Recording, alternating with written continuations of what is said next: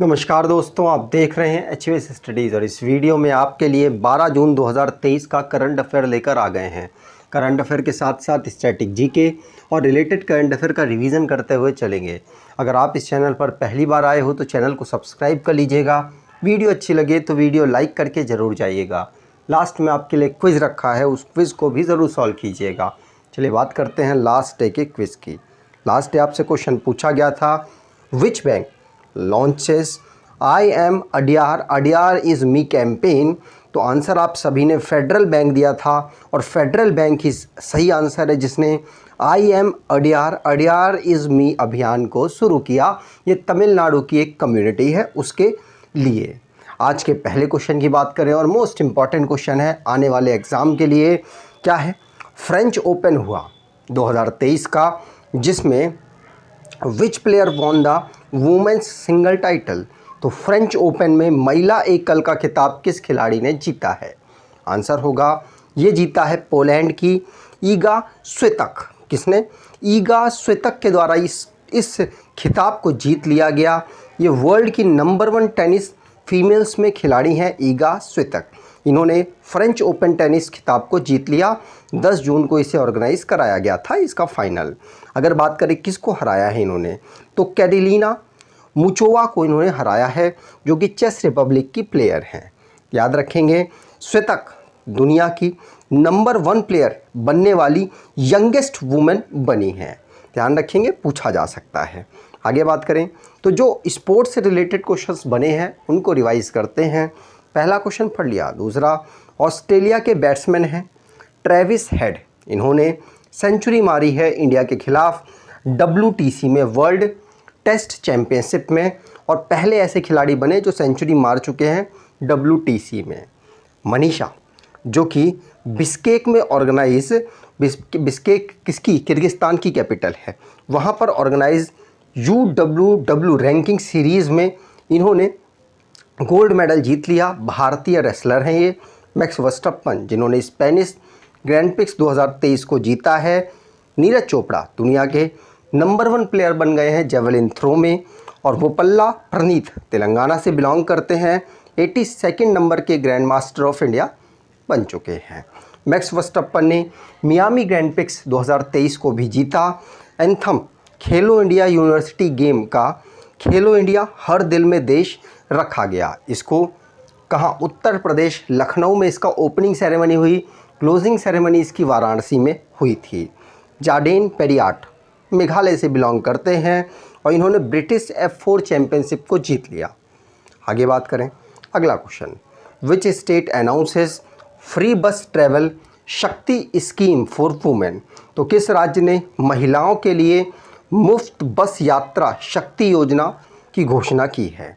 Answer होगा, महिलाओं के लिए बस यात्रा मुफ्त हो गई। दिल्ली में भी मुफ्त है और साथ साथ ये कर्नाटका में भी मुफ्त हो गई है, तो कर्नाटका आंसर सही होगा।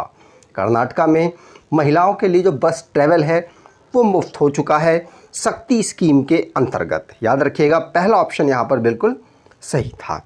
तो कर्नाटका गवर्नमेंट ने डिसाइड किया है कि शक्ति स्मार्ट कार्ड के माध्यम से वो महिलाओं को फ्री बस ट्रैवल देने वाला है 11 जून से। ध्यान रखेंगे, कर्नाटका की स्कीम है, कांग्रेस पार्टी वहाँ पर शासन कर रही है।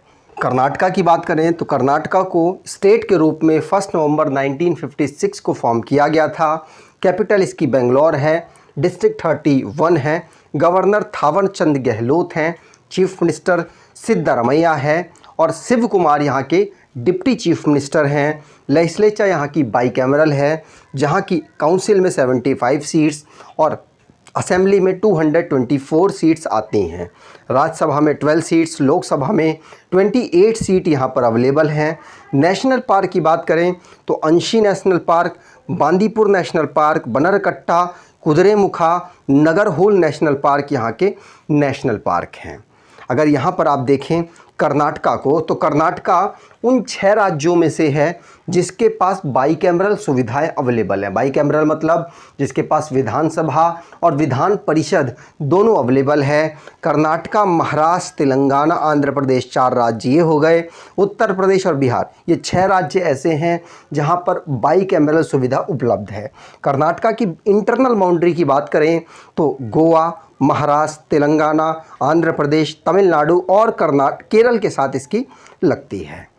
अगर आप कोई ई बुक देख रहे हैं जो कि अक्टूबर से अप्रैल तक का आपका करंट अफेयर पूरा करे और उसके बाद आप वीडियो से फॉलो कर सकते हैं, चाहे तो इसका भी वीडियो से फॉलो कर पाएंगे, लेकिन आपको एक जगह कलेक्शन करके हमने ये बेहतरीन क्वेश्चंस का कलेक्शन प्रोवाइड कराया है। तो आप इसको अगर लेना चाहें तो डिस्क्रिप्शन बॉक्स में लिंक है, वहाँ से आप इसको ले सकते हैं। अगला question, which city tops the list as India's costlier city for the expatriates. तो प्रवासियों के लिए भारत के सबसे महंगे शहर के रूप में सूची में कौन सा शहर सबसे ऊपर है? तो प्रवासियों के लिए जो एक राज्य से दूसरे राज्य में रह रहे हैं उनके लिए सबसे महंगे शहर में अगर देखें तो सबसे महंगा शहर मुंबई है। याद रखिएगा, मुंबई यहाँ पर सबसे महंगे शहरों में से एक है। यहाँ पर according to Mercer's cost of living survey के अकॉर्डिंग मुंबई सबसे कोस्टियर है। जो एक शहर से दूसरे शहर आए हैं और अपना जो भी कोई नौकरी के लिए या किसी भी चीज़ के लिए आए हैं उनके लिए सबसे महंगा सिटी मुंबई है। उसके बाद अगर देखें तो नई दिल्ली दूसरे पर, चेन्नई तीसरे पर और बेंगलुरु यहाँ पर चौथे, हैदराबाद 5वें, कोलकाता 6ठे और पुणे 7वें नंबर पर आता है। ये महंगी सिटीज़ की डिक्रीजिंग लिस्ट थी। अब जो भी रैंक और रिपोर्ट से रिलेटेड क्वेश्चंस बने हैं उनको रिवाइज करते हैं। पहला क्वेश्चन पढ़ लिया। दूसरा, health index report Covid year में केरला सबसे ऊपर रहा, उसके बाद तमिलनाडु रहा और Tibet second least free country बना है और सीरिया और साउथ सूडान पहली कंट्री बने हैं जो कि लीस्ट फ्री हैं। बर्नार्ड अर्नोल्ट और उसकी family richest person of the world की लिस्ट में टॉप पर रही और पासपोर्ट इंडेक्स रिपोर्ट में भारत की रैंक 141 रही। यूएई यहाँ पर पहली पोजीशन पर रहा। अर्टन रिपोर्ट्स के अकॉर्डिंग क्यूएस रैंकिंग में भारत का जो इंजीनियरिंग संस्थान है आईआईटी दिल्ली, ये टॉप 50 पर अपनी रैंकिंग बना पाया है। हुरून ग्लोबल रिच लिस्ट में भारत की रैंक 3rd रही, किसमें? सेल्फ मेड बिलियनियर्स की लिस्ट में। वर्ल्ड हैप्पीनेस रिपोर्ट में भारत की रैंक 126 रही। फिनलैंड यहाँ पर टॉप पर रहा। अगला question, when is world accreditation day celebrated? तो विश्व प्रत्यायन दिवस कब मनाया जाता है?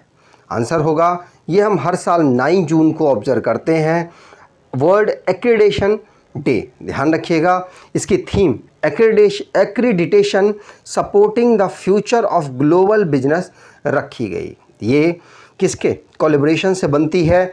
तो इंटरनेशनल एक्रीडिटेशन फोरम और इंटरनेशनल लेबोरेटरी एक्रीडिटेशन कॉरपोरेशन के कोलैबोरेशन से बनाई जाती है 2007 से। ठीक, चलिए आगे बात करें। अगला question, who's to be next CMD of CONCOR? CONCOR एक कंपनी है, रेलवे को मदद करने वाली एक कंपनी है, जो कि जिसके नए CMD कौन बने हैं? आंसर होगा संजय स्वरूप। कौन? संजय स्वरूप। रेलवे के स्वरूप को चेंज करने के लिए इन्हें अपॉइंट किया गया। तो कॉन्कर के CMD कौन बने?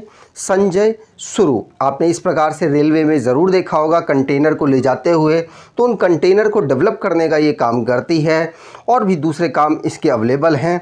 तो container corporation of India conquer, जिसके CMD संजय स्वरूप बने हैं, रेलवे के अंतर्गत आने वाली एक कंपनी है, मतलब मिनिस्ट्री ऑफ रेलवे इसको संभालती है। अगर इसके हेडक्वार्टर की बात करें तो नई दिल्ली में इसका हेडक्वार्टर है।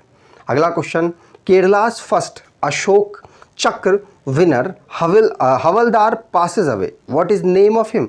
तो केरल के पहले अशोक चक्र विजेता जो अभी रिसेंटली में उनकी डेथ हो गई, उनका नाम क्या था?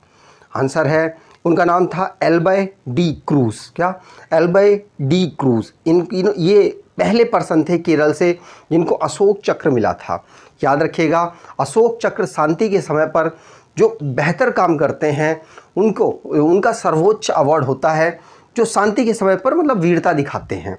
ध्यान रखिएगा, शांति के समय पर जो काम करते हैं वो हमारे पैरामिलिट्री फोर्सेस और आर्मी के जो पर्सन्स होते हैं उनको अशोक चक्र मिल जाता है। तो इन्होंने शांति के समय पर योगदान दिया था, इसकी वजह से इनको नॉमिनेट किया गया। और 1962 में अशोक चक्र हमारे उस समय के प्रेसिडेंट राजेंद्र प्रसाद जी के द्वारा मिला था। और 1967 में इनको शौर्य चक्र भी मिला था। डी क्रूज ने इंडियन आर्मी ज्वाइन की और पैरामिलिट्री फोर्स असम राइफल में इन्होंने रेडियो ऑफिसर के रूप में काम किया था। ध्यान रखेंगे। आगे बात करें, अगला question, Guwahati high court quashed which state government notification banning dog meat sale. तो गुवाहाटी हाई कोर्ट ने कुत्ते के मांस की बिक्री पर प्रतिबंध लगाने वाली किस राज्य सरकार की अधिसूचना को जारी कर दिया।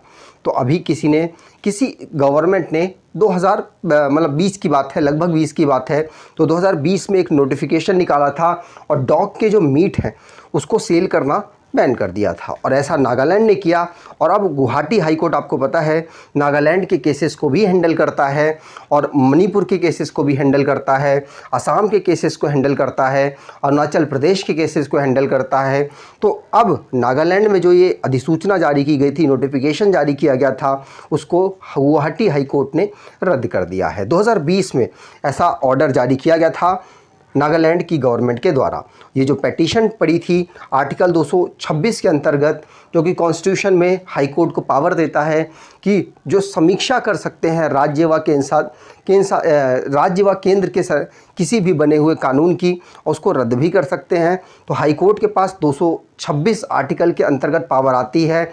और अगर हम बात कर देते हैं कि सुप्रीम कोर्ट किस आर्टिकल के अंदर किसी भी अधिसूचना या फिर किसी भी कानून को रद्द कर सकता है, तो 123 नंबर जो आर्टिकल है उसके अंतर्गत सुप्रीम कोर्ट को पावर मिलती है। नागालैंड की बात करें तो इसको 1963 में हमारा राज्य बनाया गया। कोहिमा इसकी कैपिटल है। यहाँ की स्टेट एनिमल मिथुअन, जिसको ग्याल कहा जाता है, और बलिथ ट्रैगोपन ये यहाँ की बर्ड है, स्टेट बर्ड है। यहाँ पे कोन्याक्स लार्जेस्ट ट्राइब है और भी दूसरी ट्राइब्स यहाँ पर रहती हैं।